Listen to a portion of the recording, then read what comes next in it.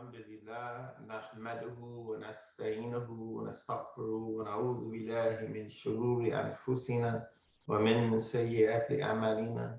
من يهده الله فلا مضل له ومن يضلل فلا هادي له وأشهد أن لا إله إلا الله وحده لا شريك له وأشهد أن محمدا عبده ورسوله. Indeed, all the praise is due to Allah. We seek Allah's help and forgiveness. We seek refuge with Allah from the evil in our soul and from our bad deeds. Whomsoever Allah guides will never be led astray, and whomsoever Allah leaves astray, no one can guide. I bear witness that there is no God, there is no deity but Allah. Azza wa Jal, exalted be Allah, the one, having no partners, and I bear witness that Muhammad sallallahu alayhi wa sallam is Allah's final slave and messenger. يا أيها الذين آمنوا اتقوا الله حق تقاته ولا تموتون إلا وأنتم مسلمون. O you who have believed, fear Allah as Allah alone should be feared, and do not die except as Muslims in submission to Allah. يا أيها الناس اتقوا ربكم الذي خلقكم من نفس واحدة وخلق منها زوجها وبعث منهما رجالا كثيرا ونساء واتقوا الله الذي تساءلون به والأرحام إن الله كان عليكم رقيبا. O people, be dutiful to your Lord who created you from one soul and created from it its mate and dispersed from both of them many men and women.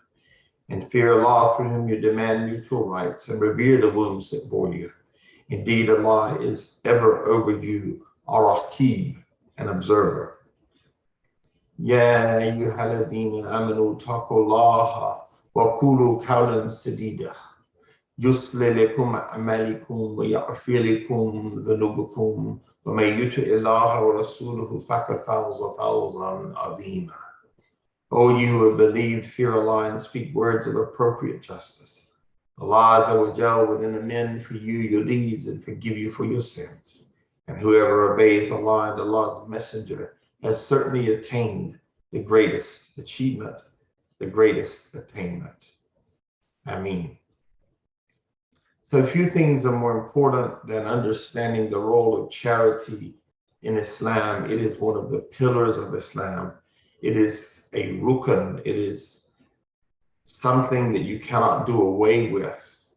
It is Allah's anyway. All of the money we have belongs to Allah, and He then asks us for a loan. He gives it to us as a trustee, and then He says, would you give me a loan? Imagine saying no to Allah, to a mandatory, obligatory loan that Allah has commanded of us. So I just want to thank those of you who do support this organization. For the new ones online, Monday I spoke at Eastern Florida State College. Tuesday last week I spoke at Valencia East Campus. This week on Tuesday night there's an iftar honoring me with the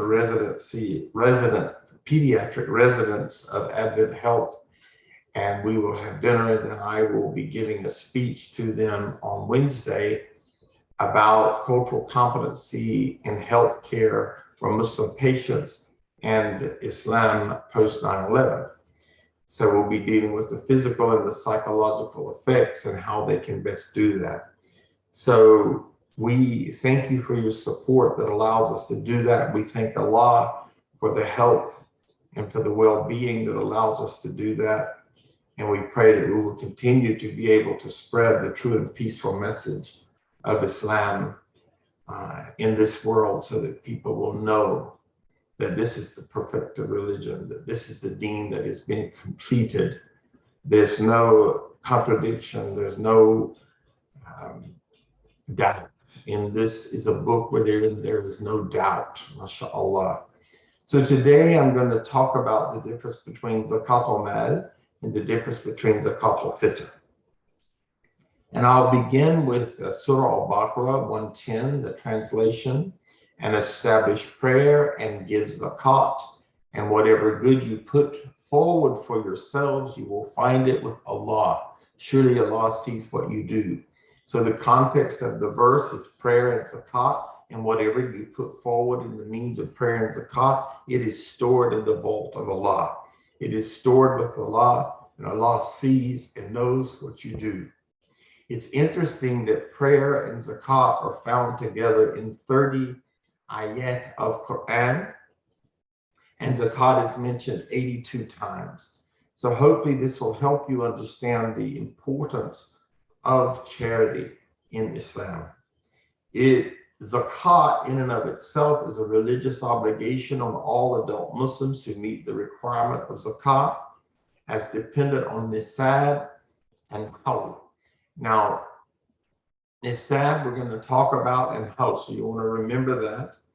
And hawl is a 350 day lunar year. So really you want to keep in mind that you must have your finger on the pulse of the Islamic calendar. And we'll talk about it more, but it's to contribute generally 2.5% of savings that you have held for 1 year, and that would go to the needy. Now this, of course, I'm speaking about Zakat Al-Mal. I'm not speaking about Zakat Al Fitr yet. Remembering that this is the third pillar of the 5 pillars of Islam, just after prayer and before fasting. So if you think about how important, there are Muslims that will not practice Islam the whole year around, but they will fast in Ramadan. So if you think that it is between the prayer and Ramadan, then how important is it? So what does it mean? The word zakah in Arabic means purification, it means growth, it means blessings. Paying zakah is meant to remind Muslims to be appreciative of the blessings Allah Azza has bestowed on them, and then to empower those that have less. It is payable again at 2.5% of the wealth one possesses above nisab. So you're going to want to know what nisab means. Nisab is equal to 3 ounces of gold. It is the minimum amount of wealth one must have before they are liable to pay zakat. And I'm going to be providing you with the form. Deborah so kindly redid it for us. I believe it's been posted to the group. This number changes daily because it depends on the fluctuations in the gold and silver exchange rates. And I have provided a website here for you to find out the daily and hourly time.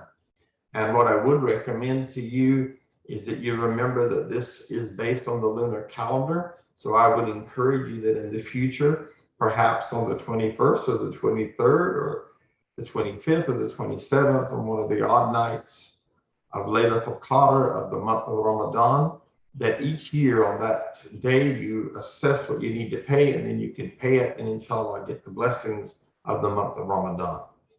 Now zakat is liable on gold, silver, cash, savings, investments, rent income, business merchandise and profits, shares, securities, and bonds. It is not paid on wealth used for debt repayment of living expenses such as clothing, food, housing, transportation, education, etc. And it's also important to note and to consider whenever you are paying this, if you pay it with a credit card, 3% of that amount that you pay would be off. Allah would not be, the people that need to get that would not be getting it. The processing fees would be getting it. So if you add 3% to what you pay, this will compensate for any transaction fees deducted from your donation by a credit card, and it will ensure that the intended amount of zakat is actually paid. Now, hawl is defined as the completion period for a zakat asset, and that's 1 lunar year. The wealth on which zakat should be paid must have been held at least 1 full lunar year. Now, there are some forms of zakat that do not require hawl, such as crops, when zakat should be paid at the time of the harvest. Now, who is obligated to pay zakat? Every adult Muslim who meets the requirement of nisab and hawl in a calendar year must pay zakat. Now, there are some conditions that may require others, such as a wali or guardian of a minor, for example, to pay zakat too. If you have specific incidences, if you just email me that, I'll do the best to give you the best answer that I can find for you. Let me remind you, many of our beloved sisters might have received a lot of gold when they got married or over the years. If they took that gold and put it in a safety deposit box and said, I'm going to keep this as an investment, then every year, lunar year, they would weigh the gold. Most of you probably know what it weighs already if you've been paying zakat on it. You would look at the price of gold per ounce, check your qualifications, and then you would pay that 2.5% of the value of that gold. Now, if as a Muslima, your gold, you decide to wear it. So for example, every time you go to a wedding or you go to an event, you wear a piece of that gold, then it is not considered investment and you do not pay zakat on it. It is actually considered part of the accessories of your clothing. Now, zakat should be paid as soon as possible, around that lunar year time. And that's why I recommend paying it the same day every year. And again, the best time to pay it, and this is why so many people do it, is in the month of Ramadan. Now, according to the Holy Quran, chapter 9, Surah Tawbah, verse 60, there are 8 categories of people who qualify to be beneficiaries of zakat, and that's the poor. And the poor in our world would be considered people who live below the poverty level. Now, I have to say, as a social worker, that the kind of poverty I've seen is not what America considers poverty. People that live in poverty in America have microwave ovens, they have dishwashers, they have a whole lot of luxuries. And truly, poor people don't have that. Now, because of the Fitr Zakat, the Fitr minorities, and may Allah forgive us if we are wrong, we treat the poor as of those who are suffering to have the sort of basic needs here in America. We are not quite as stringent, but I do want to make sure I teach this correctly. So the 8 categories of people who qualify to be beneficiaries of zakat are the poor, the needy, the collectors of zakat, those whose hearts are inclined toward Islam, captives. So today, human trafficking would be an example of captives. We don't have a lot of issues with slavery anymore, but that would be an example. Those that are burdened with debt, those who are da'iyas, those in the cause of Allah, traveling, those sa'is, those who are journeying in the cause of Islam, and then the stranded traveler. And I know that when we used to teach on the south side of town, every now and then someone would knock on the door of my class and say, well, we're on our way to New York and we ran out of money, and we would give them money to travel back up to New York. Now, let me also talk and speak to for a moment the practical application of zakat. If you write a check to I.S.L.A.M Inc. for this purpose, it is not actually for I.S.L.A.M Inc. It is going to be given to other people. And this sometimes requires saving cash donations, particularly when we're trying to help refugees in some cases, or we're trying to help someone who's been the victim of being exiled from their home, either via domestic violence or some other situation. So please make a memo on your check that it is zakat, either Zakat Al-Mal or Zakat Al Fitr. Now, there is another form of giving, and interestingly enough, we call it sadaqah, and our Jewish brothers and sisters call it sadaqah. And so you can hear the Semitic languages and how similar they are. That would be if you're just giving. You're just giving. For example, sadaqah is given when people are building a masjid, because if you'll notice in those 8 groups, it doesn't mention the building of masjids.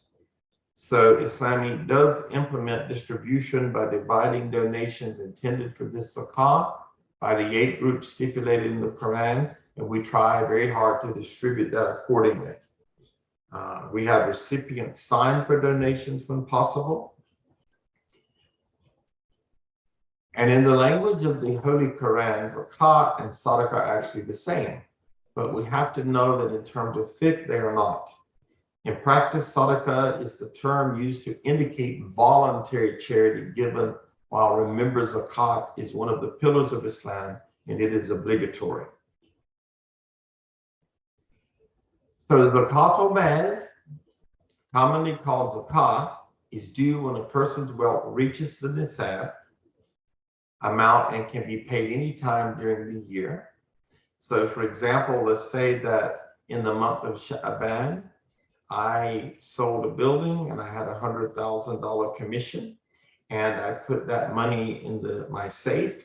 And next year on that same day in the month of Sha'ban, I had not touched that money. I would write a check for $2,500 to a charity that makes sure it goes to those 8 groups of people.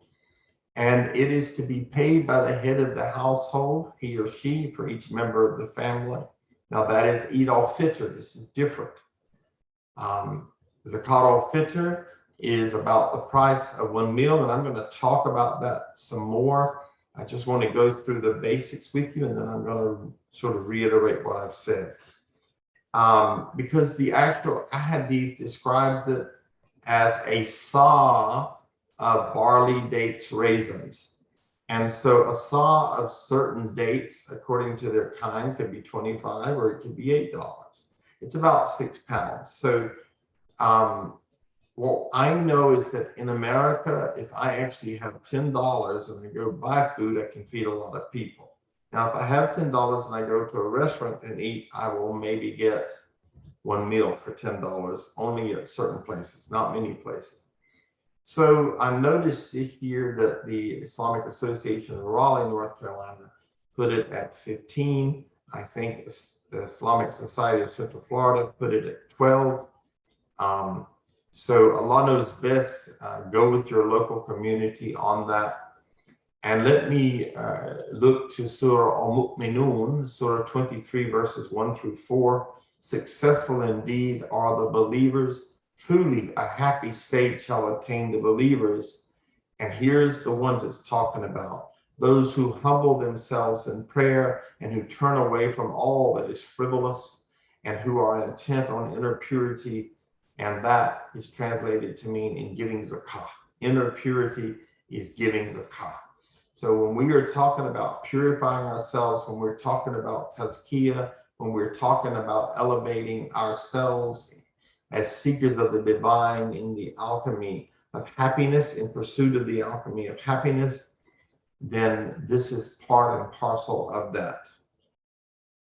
Here again, we see prayer and giving mentioned together in the Holy Quran. In Surah Al-Baqarah, verse 155, and certainly we shall test you with something of fear, hunger, loss of wealth, lives, and fruit, but give glad tidings to as-sabirin, to the patient ones.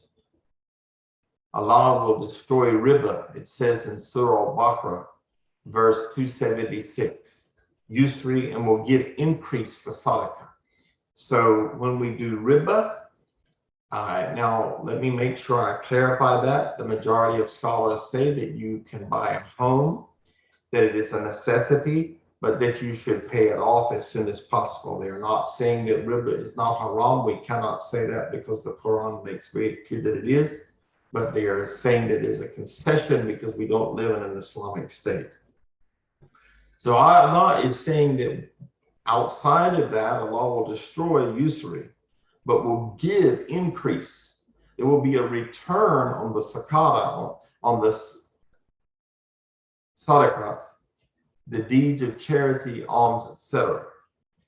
And Allah likes not the disbelievers and sinners. So what's really interesting in this verse is that Allah subhanahu wa ta'ala makes a comparison with riba and giving, and the disbelievers and the sinners. So those who do not give, it's sort of alluded to in this verse, are being compared to disbelievers and sinners. Another verse in Surah Al-Baqarah, verse 274, those who spend their wealth in Allah's cause by night and day, in secret and in public, they shall have their reward with their Lord. Now, people in the Western world will look to see which bank gives 0.5% more interest, perhaps, with their investment, their CDs, or whatever they're doing. That's the Western way of doing things. Imagine what the percentage of return is with Allah as a reject. And it's also a promise that those who give, their reward will be with Allah. They will not have fear and they will not grieve. Another beautiful verse in Surah Al-Baqarah is verse 261. The likeness of those who spend their wealth in the way of Allah is as the likeness of grain. It grows 7 ears, and each ear has 100 grains. Allah gives manifold increase to whom Allah pleases, and Allah is all sufficient for his creatures' needs, all knowing. In the hadith by the Prophet Muhammad ﷺ, he said, give the sadaqah without delay, for it stands in the way of calamity. My beloved brothers and sisters, I want you to recognize that zakat is an insurance policy. It is a protection policy. So remember what our beloved Messenger of Allah ﷺ said when he was speaking about giving.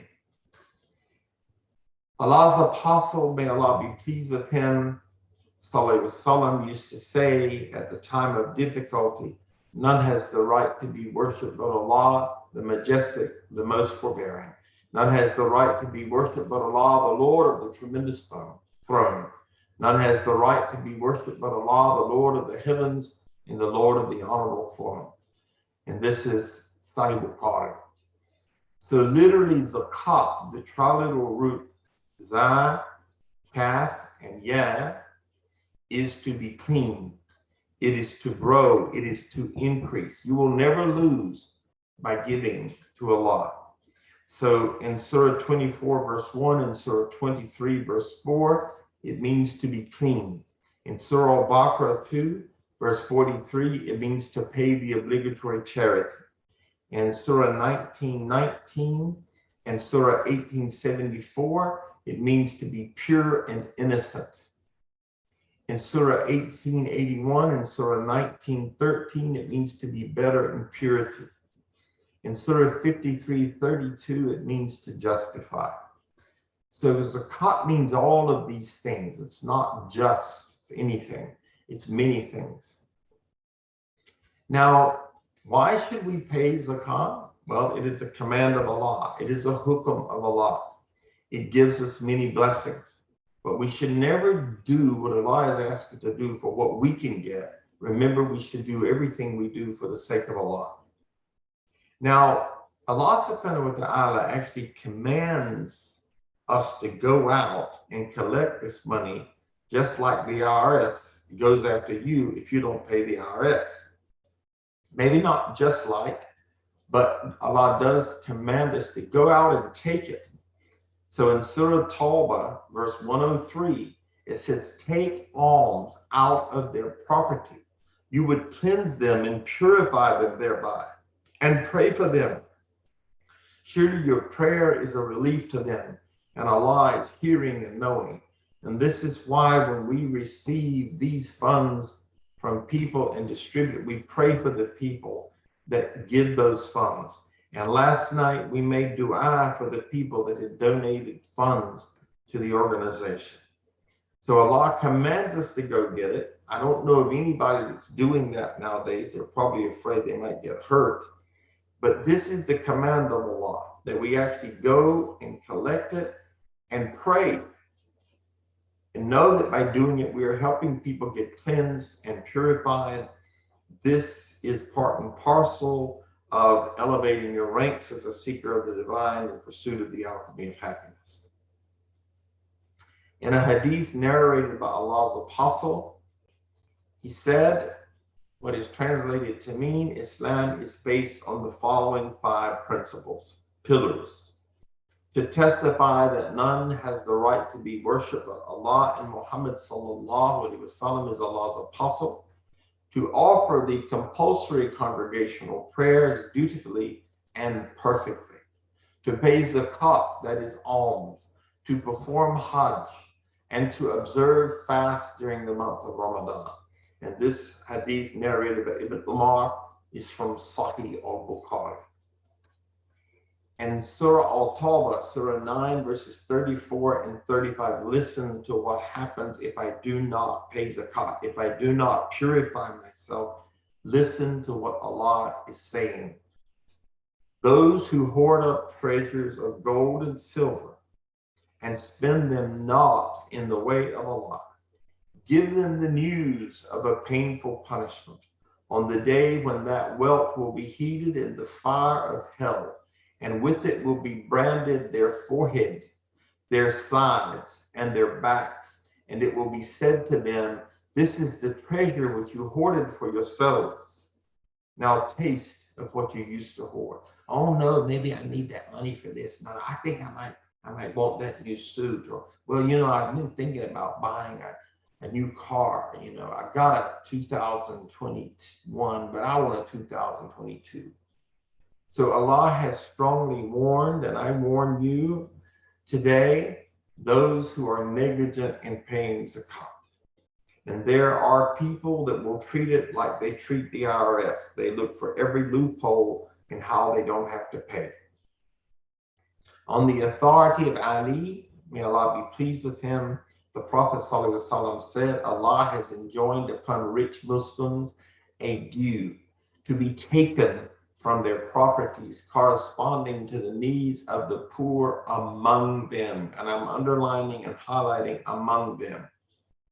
The poor will never suffer from starvation or lack of clothes unless the rich neglect their due.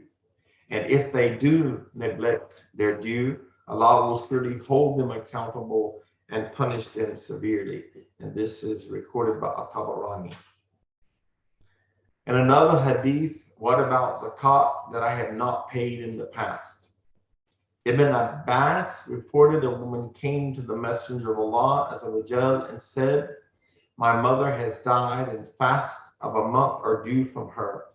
Thereupon he said, don't you see that if a debt was due from her, would you not pay it? She said, yes, I would pay on her behalf. Thereupon he said, the debt of Allah. This is a debt, folks. Zakat is a debt that you owe to Allah. Thereupon he said, the debt of Allah deserves its payment more than the payment of anyone else. So I better pay that sister that loaned me $10, but I'm not going to pay zakat. What are the important principles in identifying assets subject to zakat? Gold, silver, cash, and other items are subject to zakat. Any other asset will only become subject to zakat if it was acquired or purchased with the clear intention to resell it. A Muslim will only be required to pay zakat if he or she has full and legal ownership of an asset. Most people who have a home that is not paid for, generally speaking, will not have to pay zakat for the most part. There are some exceptions. Zakat is payable on 2.5% of the wealth of that one possesses above the nisab. And what is nisab? It is equal to the value of 3 ounces of gold. Is the minimum amount of wealth one must have and maintain for 1 lunar year before they are liable to pay that zakat. So you can go to http://goldprice.org, and it will give you the United States price for 1 ounce of gold and silver.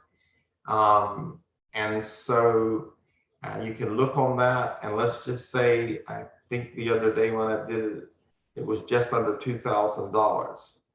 So you would calculate that amount, and if you have that amount in cash savings, in stocks, gold or silver, in business worth, in cattle, and other assets, or in all of the above, If you answered yes to any of the above, then you absolutely are required to pay zakat. And so I'm going to share my screen, inshallah. Make sure I do this so you can see the form. Hopefully I am sharing that screen right now, inshallah.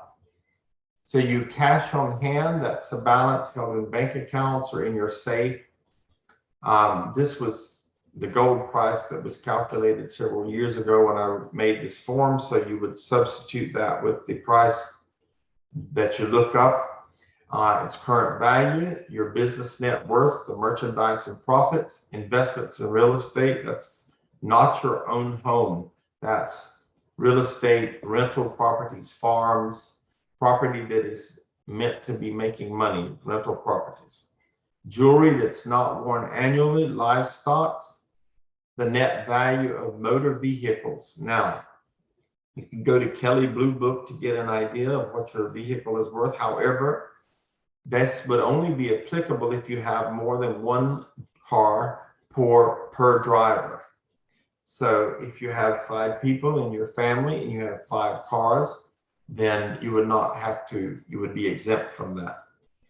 Any other income, and then you total from 1 to 9, that's your total assets. You deduct your debts and expenses, and then you get the zakat eligibility. You make sure that that exceeds the nisab, okay? And then you would multiply 0 times 0.25, less any payments that have already been made to zakat. So in Surah Tawbah, verse 60, alms are for the poor and the needy and those employed to administer the funds, for those whose hearts have been reconciled to the truth, and those in bondage and in debt, in the cause of Allah, and for the wayfarer. Thus it is ordained by Allah, and Allah is full of knowledge and wisdom. So alhamdulillah, I wanted you to see that. The payment of zakat is to be paid locally to the Muslim community where the individual lives and earns his or her income. According to 4 major schools, the poor of this city have a prior claim over local zakat than the poor elsewhere. Now, what happened was they had so much zakat at the time of Rasulullah S.A.W. after it was implemented that they were forced to send it outside. But we always want to make sure our neighbors are being taken care of here before we send our money overseas. And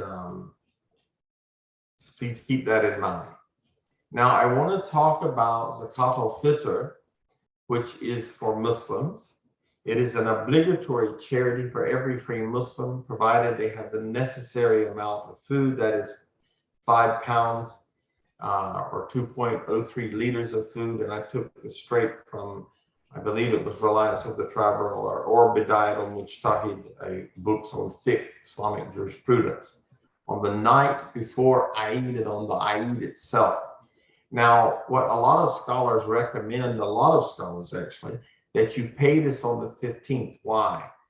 Because we need time to get this money to the less fortunate in our community so that perhaps they could have nice clothing for Eid and they would be able to go out and eat or be able to buy a feast for their family, inshallah. It is obligatory for one to support the persons listed below, whether one is male or female, when one has money in excess of one's own living expenses, what they need, and those of one's wife, meaning enough for a day and night, oneself taking priority over others, followed by one's wife who takes precedence over other family members. One's father, father's father, and on up, one's mother, grandmother, from either parent's side and on up, one's children, male and female, their children, and on down. If one's excess amounts to only part of the required zakat, one must pay as much of it as one has. Someone obligated to pay the zakat of Eid al-Fitr must also pay it for every person he or she is obliged to support, that is, the dependents in their household, such as his wife and family if they are Muslims, And if they have enough food, that's 5 pounds per person above his own expenses and theirs. Now, if one is obliged to pay the zakat of Eid al Fitr only and one has enough to pay a part of it, then one begins by paying one's own, then that of one's wife, young child, father, mother, and then one's adult child who is without an income because he or she is chronically ill or insane. Otherwise, one is not obligated to support him or her. A wealthy woman married to a man that is too poor to pay her Eid al Fitr zakat is not obliged to pay her own. Imam Shafi says that the zakat of Eid al Fitr becomes obligatory when the sun sets on the night before the Eid, and that would be the evening of the last day of Ramadan. But think about in the modern world how hard it would be to get it to the needy families if you'd wait till the last minute to do it. And Surah Al-Baqarah reminds us, verse 177, it is not righteousness to faith east or west, but righteousness is to believe in Allah in the last day, the angels, the book, and the prophets, and to give money out of the love for Allah to your relatives, orphans, the needy, the traveler, the beggar, and to ransom a slave, to establish salah and pay zakah, and those who fulfill their promises and endure with fortitude, hardship, and peril, those are the true in faith, and those are the pious. If you want to be a muttaqi, if you want to be the doer of taqwa, if you want to see Allah in everything, my beloved brothers and sisters, you must give. You cannot pass this hukum of Allah. In Surah Al-Zariyat, Surah 51, verse 19, and in their wealth is legal claim for the needy who ask and the deprived. So they actually have a legal claim in Islam if they're being deprived and they are needy. So this is another reason why it's not justifiable to send our zakat outside when there are families in need and deprived right here in our community. When we have a family that perhaps can't actually move because they don't have the money, let's say perhaps they're living in conditions that are unhealthy, then these are very, very dire situations, and they have a right, a legal right on our help. They should be able to count on our help.